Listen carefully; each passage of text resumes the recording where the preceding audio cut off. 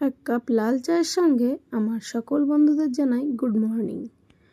চা খেয়ে নিয়ে এরপর দুধটা গরম করব, এই দুধটা মেয়েকে দেব এবং সুজিতেও বানাবো দুধটা দিয়ে। তো যাই হোক, দেখো কড়াইতে সুজি দিয়ে দিলাম। সকালে ব্রেকফাস্ট হবে সুজি আর চাউমিন।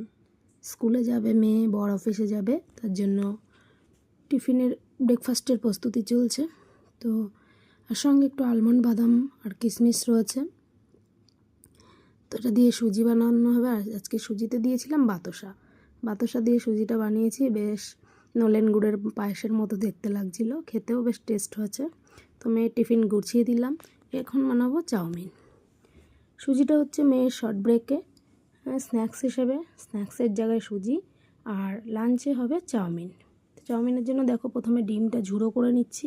আমি প্রথমে ডিমটা ঝুড়ো করে তুলে নিই, তারপরে চাউমিনের সবজি ভাজি। আর কখনও যদি বাই চান্স ভুলে যাই তখন ওই সবজির মধ্যে মিশিয়ে দিই। তো দেখো সবজিতে ছিল গাজর খালি আর পেঁয়াজ লঙ্কা, আর সস হিসাবে ছিল টমেটো কেচাপ ছিল না, তাই কাসুন্দি আর চিলি সস দিয়ে বানিয়েছিলাম চাউমিনটা। আমি এরকম সাদা সাদাই বানাই, তো বেশ খেতে বেশ ভালোই লাগে। তো দেখো ফাইনালি চাউমিনও প্রায় হয়ে এসছে। লাস্টে ডিম ভুজিয়াটা দিয়ে দিলাম। তো মেয়ের আর বরের দেখো টিফিন ব্রেকফাস্ট রেডি হয়ে গেল। মেয়ের লাঞ্চ, বরের ব্রেকফাস্ট। তো মেয়ে আমার স্কুলে যাওয়ার জন্য রওনা দিই।